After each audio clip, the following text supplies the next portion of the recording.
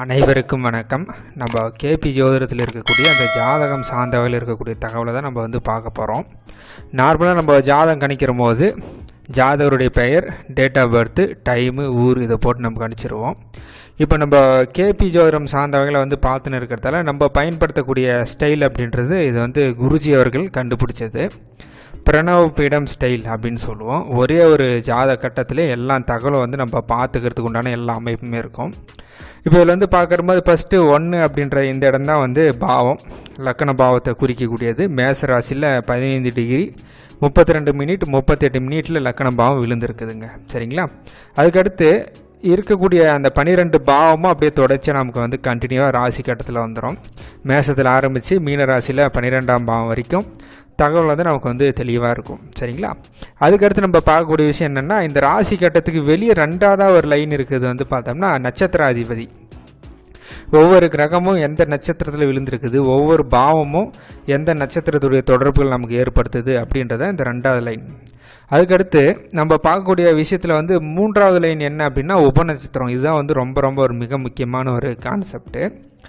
இந்த உபநட்சத்திரம் அப்படின்றது 13 degree 20 minute குறிக்கும். அதவே நம்ம 9 பகுதியாக பிரித்தது தான் இந்த உபநட்சத்திரம் அப்படின்னு சொல்லுவோம். இந்த உபநட்சத்திரம் அப்படின்றது இப்போ எடுத்துக்காட்டுக்கு லக்னபாவம் இங்கே இருக்குது அப்படின்னா, மேச ராசியில் 15 டிகிரி லக்னபாவம் அப்படின்னா அது 15 டிகிரி அப்படின்றது பரணி நட்சத்திரத்தை குறிக்கும். அதோடைய நட்சத்திராதிபதி சுக்கிரன், அதுதான் இங்கே சுக்கிரன் அப்படின்றது போட்டிருக்கும். சரிங்களா? அதே அந்த 15 டிகிரியில் உபநட்சத்திரமும் நமக்கு சுக்கிரன் தான் கனெக்ட் ஆவார் அப்படின்றத பார்த்துக்கலாம். அதுக்கடுத்து உங்களுக்கு புரிதலுக்காக இன்னொன்று சொல்லணும்னா, இப்போ லக்னத்திலே சந்திரன் அப்படின்ற கிரகம் இருக்குது. 27 டிகிரி இருக்கிறதால இது சூரியனுடைய நட்சத்திரம், கிருத்திகை நட்சத்திரம்.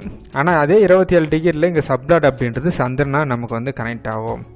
அதனால் நம்ம பயன்படுத்தக்கூடிய இந்த உண்மையான கேபி ஜோதிடம் சார்ந்த வகையில் ஒரு ராசி கட்டம், நார்மலாக பயன்படுத்தக்கூடிய எல்லாரும் பயன்படுத்தக்கூடிய ராசி கட்டம்.